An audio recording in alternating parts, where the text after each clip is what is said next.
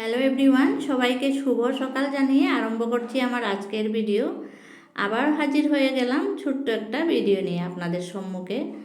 আজকে আমি আমার ব্যালকনিটা আপনাদের সাথে একটু শেয়ার করতে চাই।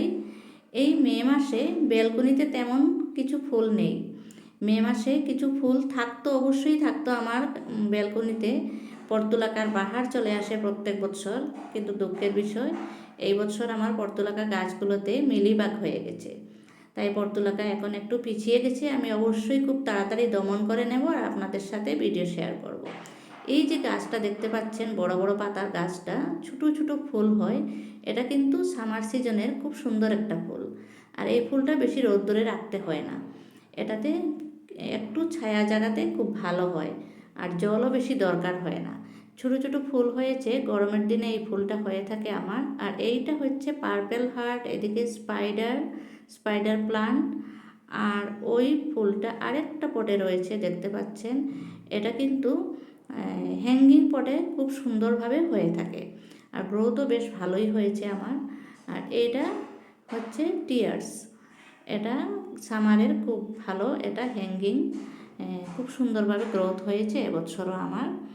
আর এটা হচ্ছে পার্পেল হার্ট বলা হয়, এটাকে আমি বাটারফ্লাইও বলে থাকি, কারণ সাইজটা অনেকটা বাটারফ্লাইয়ের মতন।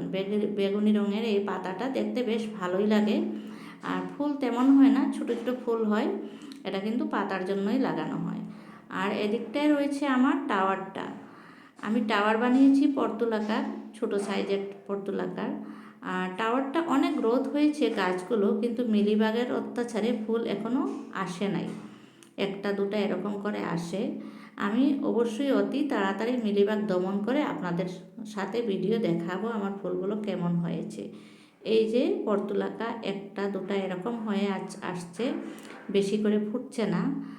আর এটা হচ্ছে লিলি, আমার কাছে রয়েছে এই ভ্যারাইটিটা। আমি নিচে আমার গার্ডেনে অনেক লাগিয়েছি, মাটিতে হয়েছে। আর এই দুটো গাছ আমি উপরে পটে নিয়ে আসছিলাম।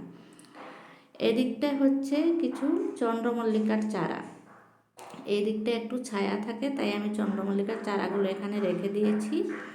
আর এই ফুলটা হচ্ছে, গাছটা হচ্ছে একটা ইনডোর, খুব ভালো একটা ইনডোর প্লান্ট। এই গাছটা একদম মরা মরা হয়ে গেছিলো, মরা গাছকে আমি বাঁচিয়ে তুলেছি, আপনাদের সাথে ভিডিও শেয়ারও করেছি। পাতাগুলো একদম সবুজ হয়, খুব ভালো গ্রোথ হয়, আর একেবারে ঘরের ভিতরে রাখা যায়। এটাকে আমি আমার ড্রয়িং রুমের ভিতরে রাখি। তারপরে হচ্ছে খুব সুন্দর একটা জিনিস আমি নিয়ে এসেছি, দেখুন। এটা খুব সুন্দর একটা ইনডোর প্লান্ট, এটাকেও আমি ড্রয়িং রুমের ভিতরে রাখি। পাতা হয়, খুব ভালো গ্রোথ হয়। নতুন করে লাগিয়েছি একটা ছোট্ট পটে, সুন্দরভাবে গ্রো হয়ে গেছে গাছটা। আপনারাও এভাবে ইনডোরগুলো লাগাতে পারেন, ইনডোর গাছ লাগাবেন।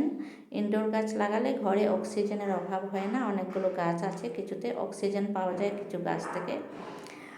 আর আমি আজকের ভিডিওটা বেশি লম্বা না করে আপনাদের কাছ থেকে এখানেই বিদায় নিতে চাই। সবাই ভালো থাকুন, সুস্থ থাকুন, আর আমার চ্যানেলটা অবশ্যই সাবস্ক্রাইব করে দিয়ে ভিডিওতে লাইক দেবেন।